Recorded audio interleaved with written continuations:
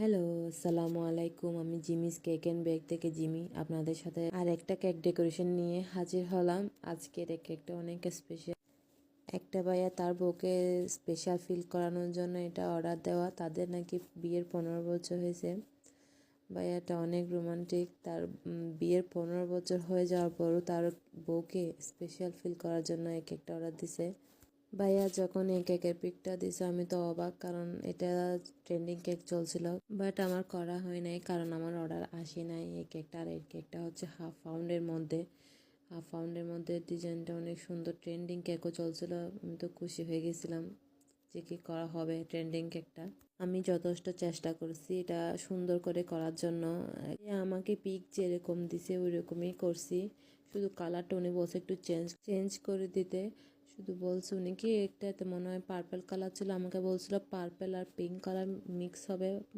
আমি সেরকম করছি, উনি যেরকম বলছে এরকম আশা করি ওনার পছন্দ হবে।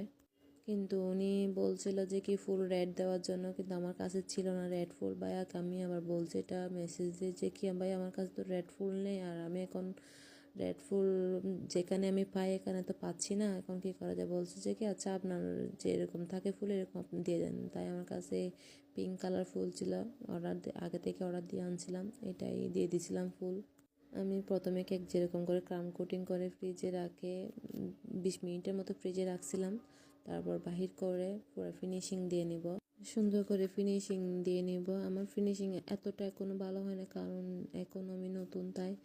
আর রোদ হচ্ছে কারণ শীতকালে, সেজন্য শীত পড়তেছে, তাই রোদে কোনো এফেক্ট করতেছে না ক্রিমে। যদি গরমকালে একদম গলে যাবে ক্রিম যদি রোদের সামনে রাখি। এখন শীত পড়তেছে তাই মানে রোদে কোনো এফেক্ট করতেছে না। যদি গরমকাল হয় রোদ লাগলে ক্রিম একদম গলে যাবে, তাই আমি শীতে একটু হচ্ছে না আর কি।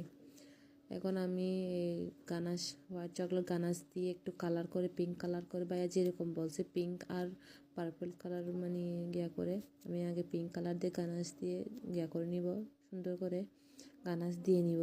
আমি গানাশটা করছি যে কি দিয়ে হোয়াইট চকলেটের হালকা পিঙ্ক কালার দিয়ে গানাশটা করছি। গানাশটা আবার মানে গলানোর সাথে সাথে করে ফেলতে হবে, দিয়ে ফেলতে হবে কেকে, না হয় এটা ঠান্ডা এখন ঠান্ডা পড়তেছে, ঠান্ডায় একদম হয়ে জমাট হয়ে যাবে। তারপর আমি একদম সুন্দর করে উপরে ফিনিশিং দিয়ে দেবো গানাশটাও। ভাইয়া যে ডিজাইন দিয়েছিল ওইটার উপরে কেকের উপরে ছোটো ছোটো লাভ শেপের গেছিলো ক্রিম দিয়ে। আমি এরকম ক্রিম দিয়ে সাদা আর পার্পল কালার দিয়ে লাভ করতেছি, ছোটো ছোটো লাভগুলো করে দিচ্ছি। পিকে যেরকম ছিল আমি ওইরকম করার চেষ্টা করতেছিলাম। পিঙ্ক কালার আর পার্পল কালার সাদা আর মানে কম্বিনেশনটা অনেক সুন্দর হয়েছিল।